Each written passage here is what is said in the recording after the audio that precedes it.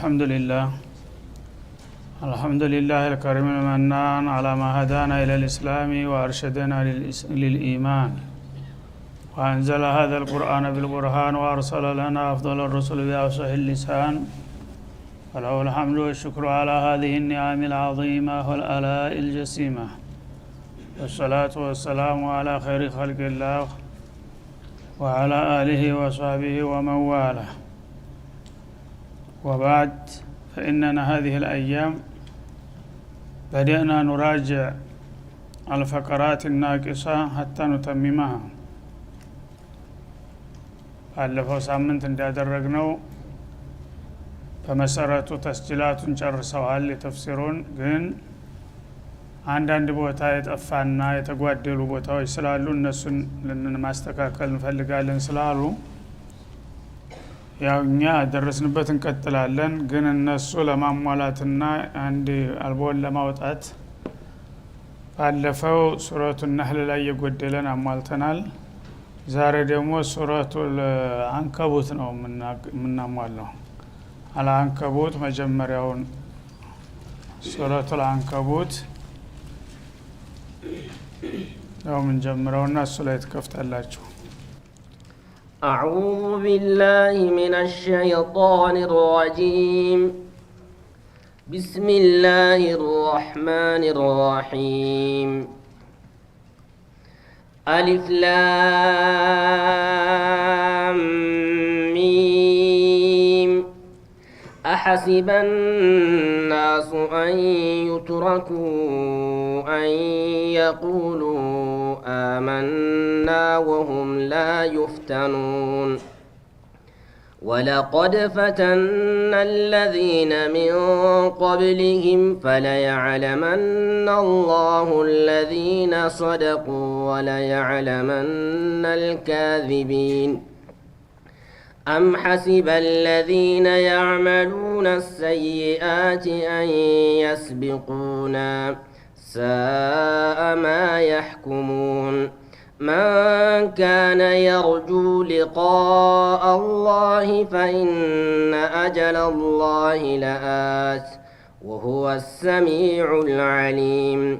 ومن جاهد فإنما يجاهد لنفسه إن الله لغني عن العالمين. والذين آمنوا وعملوا الصالحات لنكفرن عنهم سيئاتهم ولنجزينهم أحسن الذي كانوا يعملون. ووصينا الإنسان بوالديه حسنا وإن جاهداك لتشرك بي ما ليس لك به علم فلا تطعهما إلي مرجعكم فأنبئكم بما كنتم تعملون. والذين آمنوا وعملوا الصالحات لندخلنهم في الصالحين. ومن الناس من يقول آمنا بالله فإذا أوذي في الله جعل فتنة الناس كعذاب الله ولئن جاء نصر من ربك ليقولن إنا كنا معكم أوليس الله بأعلم بما في صدور العالمين. وليعلمن الله الذين آمنوا وليعلمن المنافقين. وقال الذين كفروا للذين آمنوا اتبعوا سبيلنا ولنحمل خطاياكم وما هم بحاملين من خطاياهم من شيء إنهم لكاذبون. وليحملن أثقالهم وأثقالا مع أثقالهم وليسألن يوم القيامة عما كانوا يفترون. ولقد أرسلنا نوحا إلى قومه فلبث فيهم 1000 سنة إلا 50 عاما فأخذهم الطوفان وهم ظالمون فأنجيناه وأصحاب السفينة وجعلناها آية للعالمين وإبراهيم إذ قال لقومه اعبدوا الله واتقوه ذلكم خير لكم إن كنتم تعلمون إنما تعبدون من دون الله أوثانا وتخلقون إفكا إن الذين تعبدون من دون الله لا يملكون لكم رزقا إن الذين تعبدون من دون الله لا يملكون لكم رزقا فابتغوا عند الله الرزق واعبدوه واشكروا له إليه ترجعون وإن تكذبوا فقد كذب من قبلكم وما على الرسول إلا البلاغ المبين أعوذ بالله السميع العليم من الشيطان الرجيم بسم الله الرحمن الرحيم سورة العنكبوت مكية العنكبوت مكة የወረዱ ስራዎች መካከል ትገኛለች። የመካ ስራዎች እንደታወቀው ብዙ ጊዜ በአቂዳ በተለይም ያው በተውሂድ ዙሪያ ነው የምታጠነጥነው ማለት ነው። ከነሱም መጀመሪያ የአላህን ወህዳንያ፣ ቀጥሎ የረሱሉን አለይሂ ሰላቱ ወሰላም ሪሳላና የውመል አኺር የሚሉት ሶስት ነጥቦች ላይ ነው የምታተኩረው። እነዚህን ነገሮች ለማብላላት አጫጭር ታሪኮችን ትጠቀማለች። መጀመሪያ የአንጋፋው ነብይ የነቢዩላህ ኑህ ታሪክና ቀጥሎም የኸሊሉ ረህማን ኢብራሂም እንዲሁም የሉጥና የነቢዩላህ ሹዓይብን ታሪክ ባጭር ትጠቅሳለች። እና እነዚህ ሁሉ ነቢያቶች እንግዲህ በየዘመንና በየሀገራቸው ሰለቸን ደከመን ሳይሉ የጌታቸውን ሪሳላ ለህዝባቸው እንዴት እንዲያደረሱና ውጤቱ ምን እንደነበረ ታሳየናለች ማለት ነው።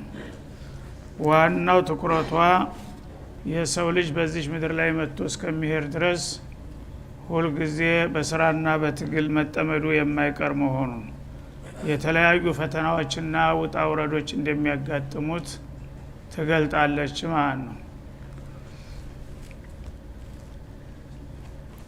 አሊፍ ላም ሚም የሚለው ቃል ታሁን ቀደም በተደጋጋሚ ተብሏል። ዝርዝር ውስጥ አንገባም። አላሁ አዕለሙ ቢሙራዲህ ሚን ዛሊክ፣ በዚህ አባባል እሱ ነው የሚያውቀው ብሎ መተው የተሻለ ነው። የተለያዩ የፊደላቶችን ለተለያዩ ስራዎች መግቢያ አድርጓል። ሕክማው ምንድነው ወደሚለው በሚመጣበት ጊዜ ኢዕጃዘል ቁርአንን ለመጠቆም ነው። ቁርአን ቢሊሳን አረብይ ሙቢን ነው የወረደው። ግን አረቦቹ ወለው ሽና ለቁልና ሚስለ ሀዛ ይሉ ነበር በዛ ወቅት። እኛ እኮ እንደ መሐመድ አይነት ዜማ እንዲሁ እየተበተብን ሰውን ለማታለል ብንሞክር ኖሮ እኛም እንደዛው ማድረግ እንችል ነበረ እያሉ የሚያወናብዱ ስለነበሩ በሉ እስቲ ከቻላችሁ እንዳውም ያው የምታውቋቸው 28 ፊደላቶች ናቸው እኮ እና አሊፍ እና ሚም እና ላም ናቸው። በሉ እስቲ አንዲት አረፍተ ነገር ስሩና ቁርአንን ተወዳደሩት። ኩለይን ኢጅተማዓት الانس والجن على ان ياتوا بمثل هذا القرآن لا ياتون بمثله እንዳለው እነሱን ጸጥ ለማድረግና ለማጣፊያ ለማሳጠር የተጠቀመበት ዘዴ ነው ማለት ነው።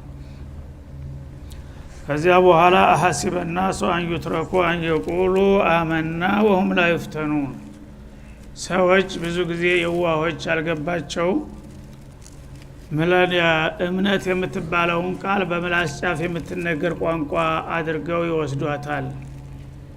ይህ አይደለም ጉዳዩ ይላል አላህ Subhanahu Wa Ta'ala። ሰዎች ያስባሉ ይገምታሉ እንዴ አንዩትረኩ ሊተው አየቁሉ በማለታቸው ብቻ አመናል የሚል መግለጫ ቃል ስለተናገሩ ብቻ ያ እምነት ከአንጀት ነው ከአንገት ሳይፈተንና ሳይፍረጠረጥ እንዲሁ በጭፍኑ አምነናል ብሎ በመናገር የሚታለፉ የሚመስላቸው ካሉ ተሳስተዋል። እምነት በትክክል እንደምትለው በውስጥ መኖሩና አለመኖሩን የሚያፍረጠርጥ ፈተና አመጣለሁኝ ለእያንዳንድህ። ያን ስታልፍ ነው አመንኩ ማለት የምትችለው እንጂ እንደው ሸሃደተይን በመናገርና የተለያዩ ሻዓሮችን በመሳተፍ ብቻ እኔ ሙእሚን ነኝ ማለት አያዋጣም። እና ትጥቅን ጠበቅ ማድረግ ያስፈልጋል ይላል አላህ ሱብሓነሁ ወተዓላ። ወሁም ላ ዩፍተኑን እና ሰዎች ሳይፈተኑ ፈተና እንግዲህ ግድ ነው ማለት ነው ለእያንዳንዱ ሰው። የፈተናው አይነት ይለያያል እንዲያቅሙ፣ ያንዳንዱ ከፍ ይላል፣ ያንዳንዱ ዝቅ ይላል። ያንዳንዱ ዲናዊ ያንዳንዱ ዲንይ ሊሆን ይችላል። ሰው ግን በመሰረቱ ለፈተና ነው የተፈጠረው። በዚህ ምድር ላይ መጥቶ እስከሚሄድ ድረስ ብዙ ውጣ ውረዶች ያጋጥሙታል። የፈለገውን ቢሆን አማኙም እንደ እምነቱ፣ ከሃዲውም እንደ ክህደቱ ሁሉም ከፈተና አያመልጥም። ፈተናው ደግሞ አንዳንድ ጊዜ አንዳንዱ ኸይር በመሰለ ነገር ይፈተናል፣ አንዳንዱ ደግሞ ሸር በመሰለ ነገር ይፈተናል። በተገላቢጦሽ በሸር ተፈተነ የተባለው ውጤቱ ኸይር ይሆናል፣ በኸይር ተፈተነ የተባለው ደግሞ መጥፎ ይሆናል ማለት ነው። እና ወአሳ አን ቱሂቡ ሸይአን ወሁወ ኸይሩን ለኩም ወአሳ አን ተክረሁ ሸይአን ወሁወ ሸሩን ለኩም እንዳለ ወላሁ ያዕለሙ ወአንቱም ላ ተዕለሙን። አንዳንድ ሰው እንግዲህ ተሳክቶለት ሀብታም፣ ጤናማ፣ እድሜው ረጅም፣ ቤተሰቡ ብዙ፣ ሁሉ ነገር ተሳክቶ አላህ የወደደኝ ይመስለዋል። ላ የወደው ይችላል ማለት ነው። ፈተና ነው። ኢነማ አምዋሉኩም ወአውላዱኩም ፊትና። በእጃቸው ያለው ንብረት ራሱ ፈተና ነው፣ ልጆቻቸው ፈተና ናቸው። ስለዚህ እነዛን ነገሮች ታላወቃችሁና አላህ ሱብሓነሁ ወተዓላ በሰጣችሁ መመሪያ ካልመራችኋቸው ዛሬ አለኝታ ብለህ የምትኮራበት ነገር ሁሉ ነገ ጀሃነም ሊያወርድህ ይችላል ይላል አላህ ሱብሓነሁ ወተዓላ። ስለዚህ እኛ በምድር ላይ እስካለን ድረስ በፈተና ላይ መሆናችንን አውቀን ፈተናውን በምን ውጤት መደምደም እንዳለብን ነቅተንና ተግተን ካልሰራን በስተቀር ጊዜያዊ ጥቅም ስላገኘ ብቻ እኔን አላህ ወደኛል ብሎ መንቀባረሩ አግባብ አይደለም ማለት ነው። በመጥፎም የሚፈተኑት ደግሞ በተለይ ኢማን ኑሯቸው የተለያዩ ችግሮች የሚፈራረቁባቸው ሰዎች እነዚያ አላህ ሱብሓነሁ ወተዓላ የወደዳቸው ነው። በፈተና አንጥሮ የበለጠ ደረጃቸውን ሊያሳድጋቸው ሲፈልግ የሚፈትናቸው አለ። የነቢያትንና የሷሃቦችን ፈተና ይመስል ማለት ነው። እና ሰዎች የሸሃደተይንን ስለተናገሩና የተለያዩ ተለምዳዊ ዒባዳዎችን ስላከናወኑ እኛ የአላህ ወዳጅንን ብለው መዝናናት የለባቸውም። እውነት አማኝ መሆኑን ፈታኝ የሆኑ ነገሮችን አምጥቼ ሳፍረጠርጠው ያኔ በአቋሙ የጸና ከሆነ እውነቱም እንደተባለው ይሆናል ማለት ነው። እንደገና የተለያዩ ችግሮች ሲመጡበት የሚፍረከረክና ወደ ኋላ የሚቀለበስ ከሆነ ደግሞ ከፈተና ወደቀ ማለት ነው። ይሄ የአላህ ሱና ነው። ተለምዶው ሁልጊዜ የሰው ልጆችን በዚህ ኬላ እንዲያልፉ አድርጓል። ፈተና የማይደርስበት የለም ማለት ነው። አንተ ዲን አለኝ ብለህ ፈተና የማይደርስብህ ከሆነ እንዳውም ራስህን መጠርጠር አለብህ። አላህ ሱብሓነሁ ወተዓላ ወዳጆቹን ሁሉ ፈትኗል። ደግሞ ፈተናው ትልቅ በሆኑ ቁጥር በደረጃ በላቁ ቁጥር ፈተናው የበለጠ ይከብድባቸዋል ማለት ነው። እና ምን አሸዱ ናሲ እብትላ ያ ረሱላላህ ብለው በጠየቋቸው ጊዜ አለይሂ ሰላቱ ወሰላም ምን አሉ? አልአንቢያ። እና በአንደኛ ደረጃ ፈተና የሚከብድበት ማለት ነው ነብይ ነው አሉ። እንግዲህ በእኛ አስተሳሰብ ነብይ ማለት የአላህ ባለሟል ነው፣ ሁሉ በእጁ ሁሉ በደጁ የሆነለት በቀላሉ ያሰበው ሁሉ የሚሳካለት ይመስለናል ማለት ነው። ላ ትልቁ ወዳጁ ትልቅ ፈተና ያለፈ ነው የሚሆነውና የመጀመሪያዎቹ ዋነኛ ተፈታኞች የአላህ አንቢያዎች እንደሆኑ ገልጠዋል ረሱል አለይሂ ሰላቱ ወሰላም። ከዛ ሱመ ሷሊሁን፣ ከዛ የአላህ ወዳጅ የሚባሉት እንደ ደረጃቸው ማለት ነው። ሱመ አልአምሰሉ ፈልአምሰል፣ ከዛም ደግሞ በተዋረድ ወደ እነሱ ጠጋ ባለ ቁጥር ፈተናውም እንደዛው ዳጎስ ይልለታል ማለት ነው። እየወረደ በሄደ ቁጥር እንደኛ ያው ፈተናው ቀላል ይሆናል ወይ ጨርሶም ሊቀር ይችላል ማለት ነው። እኛ በምናስበው ተቃራኒ። እኛ ግን አንድ ሰው የአላህ ወዳጅ ከሆነ ምንም ነገር ጫፉ እንደማይነካና የሚያበሳጨው ነገር እንደማያጋጥመው አድርገን ያ ፈተና ስላልገባን ነው ማለት ነው። እና ይህን ነገር እንግዲህ አላህ ሱብሓነሁ ወተዓላ በዚህ ሱራ ላይ በተለይ በጣም ያተኩርበታል፣ ያሰምርበታል ማለት ነው። ፈተና እንደማይቀር ለእያንዳንዳችን ያ ፈተና ሲመጣ ጥርሱን ነክሶ ለማለፍ መጣር ብቻ ነው። ለምን ፈተንከኝ የሚባል ነገር አይኖርም ማለት ነው። وهذه الآية كقوله ናይችን የመሰሉ አያቶች በተለያዩ ሱራዎች ታሁን ቀደም አልፈዋል። ለምሳሌ አም ሐሲብቱም አን ተድኹሉል ጀነህ ይላል። ለመሆኑ እናንተ ሙእሚኖች በእምነት ብቻ እምነት ተቀብለናል ስላላችሁ ብቻ ጀነት ሰተት ብላችሁ የምትገቡ መሰላችሁ ይላል። ወለማ ያዕለም ኢላሁ الذين جاهدوا منكم ويعلم الصابرين ከናንተ መካከል በእምነታቸው የታገሉትና እስላምን ከፍ ለማድረግ የተጣጣሩት ሰዎች እነማን እንደሆኑ አላህ ለይቶ በፈተና አበጥሮ ሳያወጣቸው እንዲሁ ተሸፋፍናቸው ጨርቅ ለብሳቸው ከላ የምታልፉ መሰላችሁ። ፈተና ይመጣል ለእስላም ምን እንደምታበረክቱ እና በተለያየ በግል ህይወትም ይመጣል። ወለነብሉወነኩም ቢሸይء من الخوف والجوع ونقص من الأموال والأنفس والثمرات وبشر الصابرين ሁሉ ገብ ነው ፈተናው። እና አንዳንድ ጊዜ የሚላስ የሚቀመስ የሚጠፋበት እንዳሁኑ ወገኖቻችን ሱሪያ ላይ እንደደረሰባቸው ማለት ነው። መጠለያ የሌለበት ባዶ ሜዳ ላይ 24 ሰዓት ይሄው በአሁኑ ጊዜ የምታዩት ነው። ይሄ ፀሐይ ይሄ ሁሉ የሚወርድባቸው ሰዎች አሉ። በዛው ላይ ደግሞ ቧንቧ በላያቸው ላይ ይወርዳል፣ ቤቱ በላያቸው ላይ ይደረመሳል። ይሄ እንግዲህ አንዳንድ ጊዜ ከበድ ሲል እንደዚህ ይመጣል ማለት ነው። እንግዲህ ይሄ የአላህ ሱና ስለሆነ ቅደም ተከተል ነው። ማንኛውንም የቀሪያ ከተማ ተቂያማ በፊት ፈተና ሳላደርስባት አልቀርም፣ በግልም በወልም ማለት ነው። በእያንዳንዳችን በየቤታችን በየግለሰቡ ፈተናዎች ይደርሳሉ። አንዳንድ ጊዜ ደግሞ የጅምላ ይሆናል ማለት ነው፣ ሀገር አቀፍ ይሆናል። አንዳንድ ጊዜም ሲያስፈልገው ዓለም አቀፍ ያደርገዋል ማለት ነው። ይህ ሁሉ እንዳለ ይነግረናል። ስለዚህ ዱንያ ደካማና ሁልጊዜ የመከራ ሀገር መሆኑን ነው የሚያሳየው። እሷ እንግዲህ እሷ ላይ ጠቅቶ የተፈጠረለትን ዓላማ አበክሮ ተረድቶ እና የፈለገው መረረችም ጣፈጠችም እሷ የፈተና መድረክ ናትና ብሎ ለዛኛው ዓላማው አነጣጥሮ ሰለቸ ደከመኝ ሳይል ለዛኛው የሚሰራ ከሆነ ፈተናውን አለፈ ማለት ነው። ከዛ ሲያጨርስ መጨረሻው ግቡ ጀነት ነዒም ይሆናል። አለበለዚያ የተለያዩ እንቅፋቶች ሲያጋጥሙን እንዴት ለምን የምንል ከሆነ ይሄ ነገሩ አልገባንም ማለት ነው። አና ሀዳሉ በኡሁድ ዘመቻ ሰሃቦች የተለያየ ችግር ሲደርስባቸው ገረማቸውና እንዴት እንዲህ አይነት ነገር በእኛ ላይ ይደርሳል? ስንት ካፊር ሙጅሪም ሙናፊቅ ሞልቶለት እኛ አላህ ነብይ ጋር አምነን እየሰገር እሳቸው ጋር እየታገል ይሄ ሁሉ ነገር እንዴት መጣብን? ለነሱ እንዴት ነስር ሰጣቸው ሲሉ ቁል ሁወ ሚን ዒንዲ አንፉሲኩም አለ አላህ ሱብሓነሁ ወተዓላ። ይሄ የኔ ሱና ነው፣ እናንተ በበኩላችሁ ደግሞ ያመጣችሁት ነው። የነብዩን ታዕሊማት መመሪያ ባለመቀበልና ባለማክበራችሁ መጣባችሁ። ብዙ ወንጀልም ያለው ትንሽ ወንጀልም ያለው አላህ ይቅር ካላለው በስተቀር ሊቀጣው ይችላል። ስለዚህ ይሄ ያለ ነውና አትበርግጉ፣ አትደናበሩ አላቸው ማለት ነው። እኛ ግን ከዛ በጣም የራቅን ሆነን እያለን አሁንም ለምንድነው እንደ ነገር የሚመጣብን እያልን ጌታ እንድንወቅስ እንሞክራለን። ይሄ አይደለምና ፈተና የግድ አይቀርም። ወደፊት እንግዲህ በተላላቆቹና ባንጋፋዎቹ ነብያቶች ያደረሰውን ይነግረናል ማለት ነው በዝርዝር። በሌላውም አያት እንደዚሁ ይህንኑ ነገር ደግሞታል። አም ሐሲብቱም አን ተድኹሉል ጀነህ ለመሆኑ አመን ስላላችሁ ብቻ ጀነት ልትገቡ ትሻላችሁ? ወለማ የእቲኩም መሰሉ الذين خلوا من قبلكم ይላል። ከናንተ በፊት እንደዚሁ አምነናል ብለው ወደ እምነት የገቡ ሰዎች እኮ እምነታቸው ካንገት ወይስ ታንጀት መሆኑ ተፈትነዋል።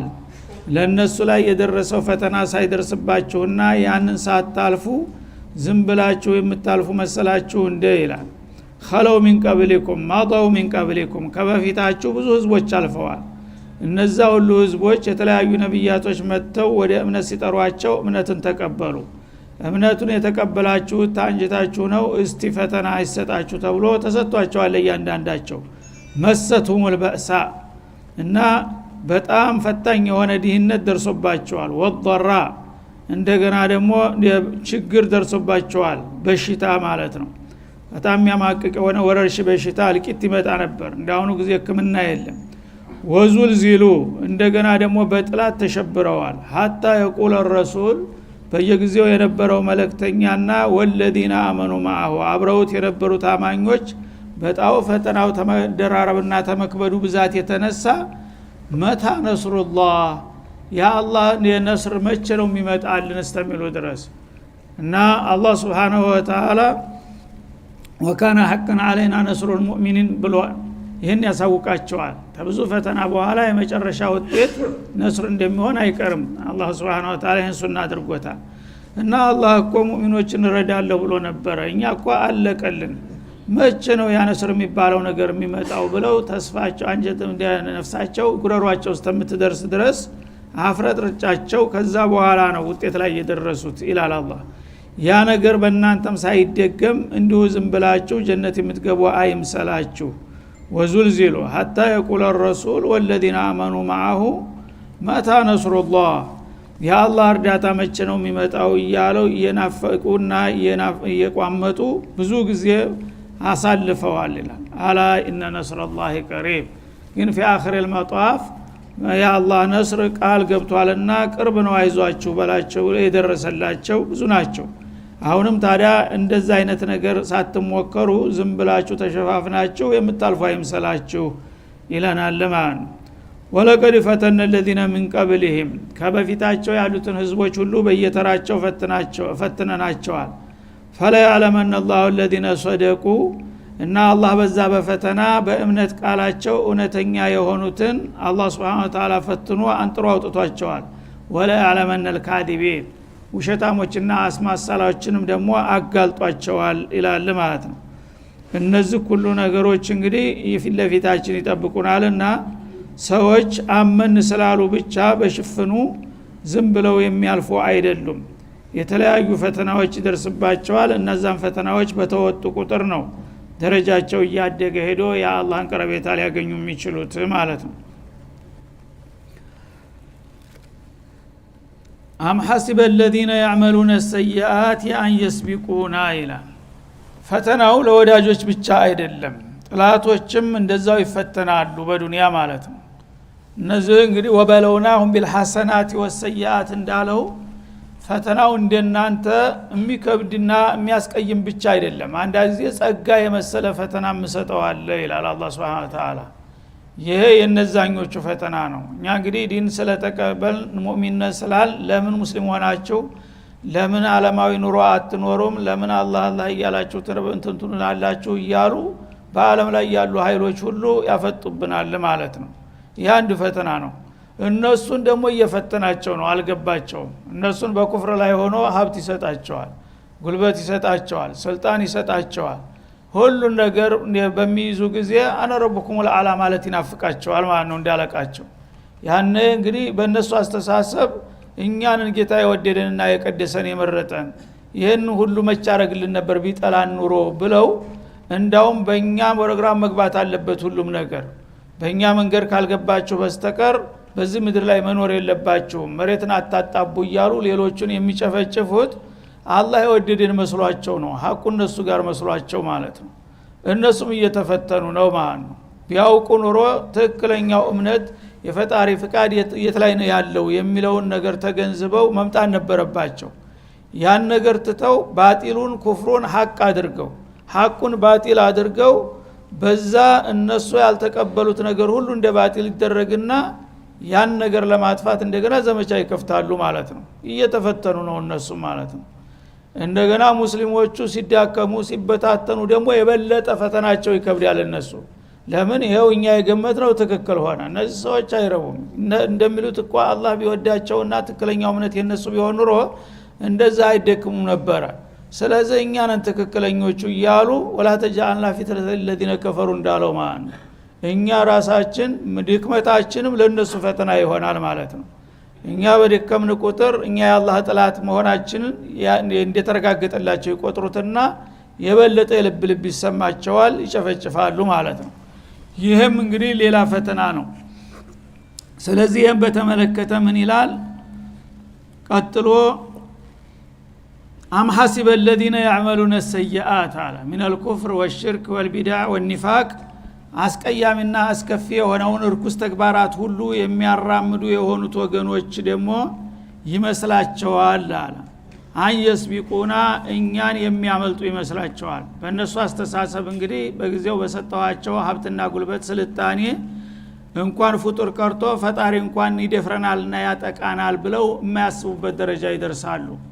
አላህ ራሱ መን አሸዱ ሚና ቁዋ እንዳሉት አዶች ማለት ነው። አላህ ያጠፋችኋል ተጠንቀቁ ሲሏቸው ነብዩላህ ሁድ መን አሸዱ ሚና ቁዋ አሉ። ተኛ የበለጠ ኃይል ከቶ ማን ኑሮ። አሁንም ያሉት አፋቸውን ሞልተው ባይናገሩም አካዳቸውና ስሜታቸው ያ ነው።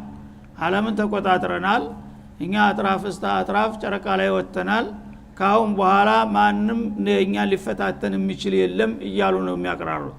አላህም ዝም ሲላቸው ደግሞ እሱም የፈራቸው የተዋቸው መሰላቸውና ተነጭራሹ ዛብ ለቀቁ።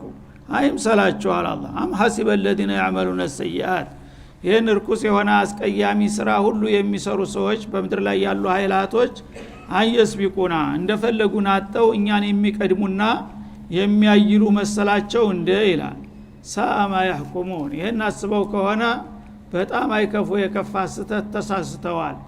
ይህ አይምሰላቸው። ቀጠሮ ስላልደረሰ እንጂ ጭብጥ አይሞሉም። እነሱንም ይዛቸዋለሁ አንኮታኩታቸዋለሁ ከፈለኩ ይላል አላህ Subhanahu Wa Ta'ala። ስለዚህ መንካነ የርጁ ሊቃ አላህ እናንተ አማይነን የምትሉት እውነት እምነታችሁ ከልባችሁ ሆኖ በዚህ በእምነታችሁ መልካሙን ሰርታችሁ ነከጌታችሁ ዘንዳ መገናኘት ተስፋ የምታደርጉ ወይም የምትናፍቁ ከሆናችሁ ፈምዱ ፊ ሰቢሊኩም ነው ኢለል ሀደፍ ሳሚ በዛ በጀመራችሁት ጉዞ ላይ እስከ መጨረሻው ድረስ ቀጥሉበት። የተለያየ እንቅፋት መሰናክሎ ቢያጋጥማችሁም በርትታችሁ ያን ለማለፍ ሞክሩ።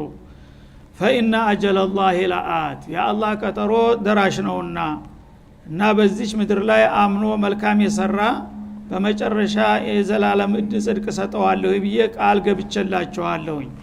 ያን ግባችሁን ለመድረስ ከፈለጋችሁ ትጥቃችሁን ጠበቅ አድርጋችሁ ጉዟችሁን መቀጠል አለባችሁ እንጂ የተለያዩ ችግሮች ስለደረሰባችሁ ተስፋ ቆርጣችሁ ወደ ዋና እንዳትቀለበሱ ተጠንቀቁ ይላል አላህ Subhanahu Wa Ta'ala። የአላህ ቀጠሮ ሁል ጊዜ አይጣስም። ላ ይخلف الله الميعاد እንዳለው ለጥላቶችም የዛተውን መፈጸሙ አይቀርም፣ ለወዳጆቹም ደግሞ ተስፋ ቃል የገባውን ማስጠቱ አይቀርምና ያቺ ግብ እስከምትደርስ ድረስ ሁሉም ጉዞውን ይቀጥል ማለት ነው። በዚህ መሰረት እንግዲህ ይህንን አውቆ ተተጓዛ እንዲሰው አላ በሲረቲ ሚን ዲኒሂ ነውና የዛሬው ችግራችሁና ድክመት ጉስቆላችሁ አይጎዳችሁም ታወቃችሁበት አካሃዱ። ታላወቃችሁበት ግን ተትንሹ ፈተና ወደ ትልቁ ፈተና እንዳትሸጋገሩ ያሰጋችኋል ነው የሚለው። አላህ ፈተናውን በብቃት ለመወጣት ያብቃን እያል የሚቀጥለውን ደግሞ በቀጣው እንመለስበታለን። ወሰለላሁ ዐለ ነብይ